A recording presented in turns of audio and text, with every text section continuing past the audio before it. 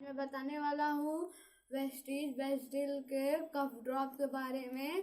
ये वेस्टीज का कफ ड्रॉप है, 10 रुपए में 4 पीस आपको मिलती है। आप देख सकते हैं, इसे घोटना नहीं है, इसे चुबलाना है और आपकी खांसी 1 दिन में ठीक हो जाएगी।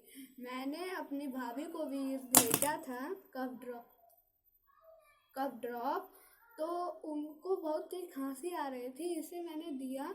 वो उनकी खांसी 1 दिन में ही ठीक हो गई।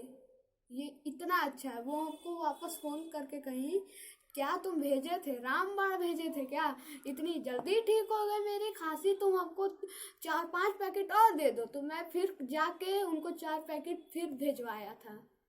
और ये है वेस्टीज वेस्टिल का कफ ड्रॉप। आप भी इसको इस्तेमाल कीजिए अपने घर में।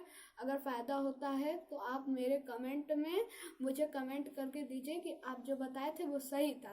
और अगर ये वीडियो अच्छी लगी हो तो लाइक, शेयर और अगर नए हैं तो सब्सक्राइब ज़रूर कीजिए। और अगर वेस्टीज के बारे में कुछ भी जानकारी लेनी है तो मैं अपना डिस्क्रिप्शन में नंबर डाल दूँगा, आप मुझसे संपर्क कर सकते हैं। Thank you.